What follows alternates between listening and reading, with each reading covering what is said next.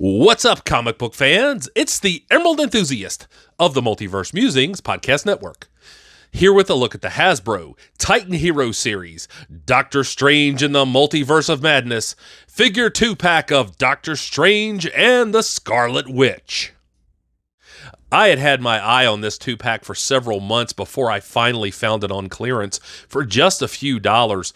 I'm actually impressed by several aspects of each of these figures, so I thought I would pick up a 2-pack for a review. So let's go ahead and get a closer look at the package details now. On the bottom front of the packaging, we see the Hasbro logo. It says Titan Hero Series, Doctor Strange in the Multiverse of Madness, and we see studio shots of Benedict Cumberbatch and Elizabeth Olsen as their respective characters, wielding their respective types of magical powers. On both sides, we get group shots of characters from the Doctor Strange in the Multiverse of Madness movie, including Wong and America Chavez. By the way, I do have a review of the America Chavez Marvel Legends figure available right here on YouTube, so make sure to check that out. On the bottom of the packaging, we get some product information. Here's a quick look at the top. On the back top, we're treated to this artistic shot of Doctor Strange and the Scarlet Witch. There's also a brief bio of the movie here.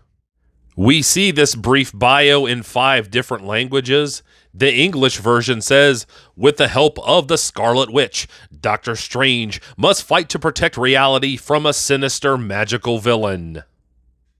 Here is the front of the 2-pack. As you can see, this is open window packaging. Here are the 2 figures, and I just can't wait to get a closer look at them. So now I think it's time to bust these figures out of the package and see what's inside.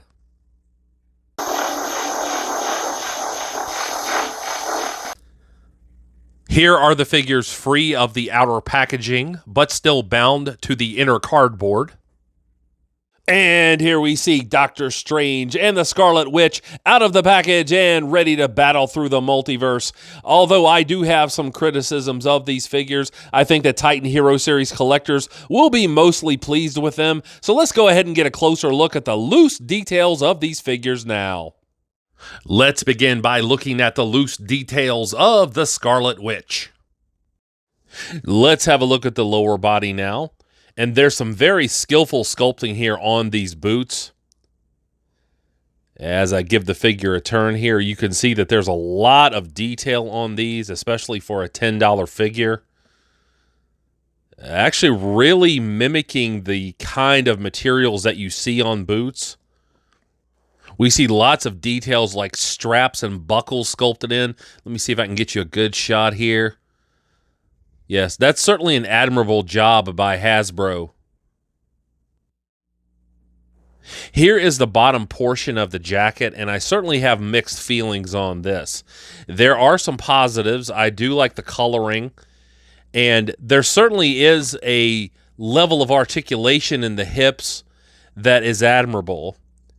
You can see just how far you can get each leg to go out to the side. So that is really impressive.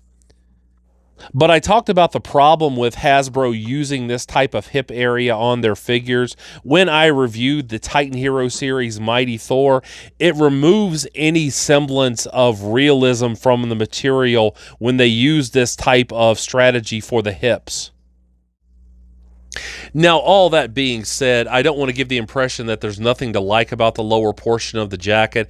I do appreciate these long sculpted in wrinkles, as well as this abundance of texturing.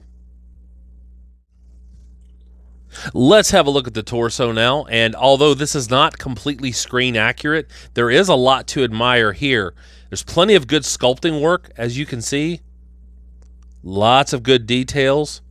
And one thing that I must commend Hasbro on, there's no port for that power effects accessory.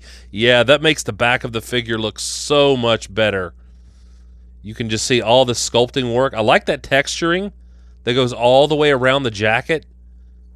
All of these lines that have been sculpted in both on the back and the front of the jacket are really impressive, and these lines get really intricate near her neck area, so I certainly appreciate the effort by Hasbro. Let's have a look at the arms now, and I do appreciate the continued texturing on the jacket. You can feel that there. That's impressive.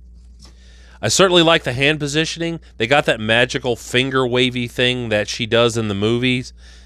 That is represented very well here. Unfortunately, when it comes to articulation, no wrist articulation, no elbow articulation. She does have 360 degrees of rotation at the shoulder, but you have to make sure that her head is moved in a certain direction to give it room. You can get the arm to go out that far, but you can get her in that kind of a position, which is admirable. So there are options to make her look like she is spell casting, including making her arms go out and back this much. So that's a commendable amount, but I think that with just a couple of improvements, these arms could have been very dynamic. So here's a close-up of the head sculpt, and Hasbro did a solid job at capturing the likeness of Elizabeth Olsen here. Now, I don't think it's perfect. I want to say that maybe it's a little undersized, but they certainly got her features correct. You can definitely tell that it is her. In terms of articulation, it's very limited. You can get her to look up and down just a bit. There's not much head tilting. And even trying to turn her head side to side is a little difficult because the hair presses against the shoulder area. But this sculpting back here on the hair, that's a very fine job. I like this windswept look. I think that's very fitting for the movie. But again, trying to articulate this head, I would be very careful. You certainly don't want to damage the figure.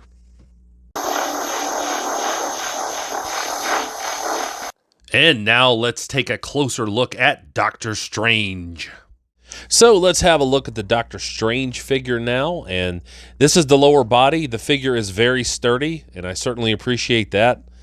Lots of magnificent sculpting work here. And they were able to capture the boots in a way that makes it look like they're leather or some similar material.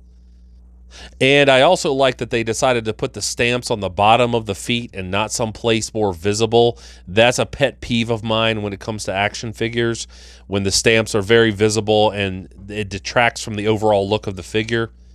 I do like the texturing on the tunic as well as the pants.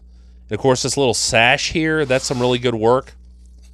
So this figure has similar articulation to the Scarlet Witch, so you can get him to kick outward this far to the sides. You can get him to kick forward pretty substantially, so I appreciate that. You can't really get him to step back, and once again, I've got to say, this articulation makes the tunic look weird. Let's have a look at the torso now, and I do like the paint applications, as well as all the detail on this belt area. Lots of good sculpting work there, as well as on the upper part of the tunic here. The Eye of Agamotto is really impressive, I must say here. This is a very small area, and the sculpting is very exact. Let's have a look at the arms now. And I like these wrinkled sleeves, as well as the way that they've been able to convey these little straps around the hands. Now, this figure actually does have the wrist articulation, and I think that's certainly warranted. I would have preferred elbow articulation, but we do get 360 degrees of rotation in the arm, but it doesn't go out very far. And not only are his arms limited in that aspect, you can't get them to go backward and out very far either. And if you're trying to get him into a big spell casting pose, that is a problem. So I certainly think Hasbro could have done a better job there. I do like the texturing around the shoulders, and he does have a gripping hand. Unfortunately, no other accessories to put in that hand. And my biggest criticism of this figure is that there is no cloak of levitation.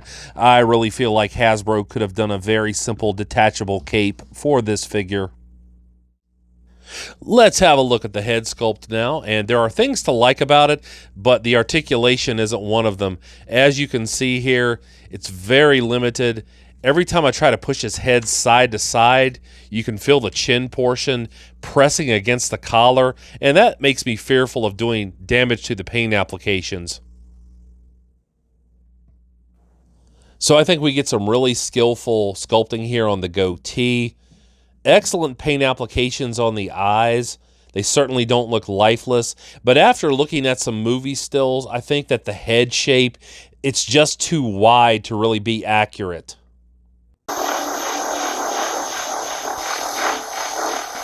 If you purchased this 2-pack, I certainly hope that you enjoy it, and I hope you have enjoyed this review. If so, please like, subscribe, and tell a friend to do the same. Stay tuned at the end of the video for some articulation shots, and also remember to catch me on the Multiverse Musings vidcast, available right here on YouTube. And I'll be back to the internet with more comic book related content soon. But until we meet again, this has been the Emerald Enthusiast, and thanks for watching.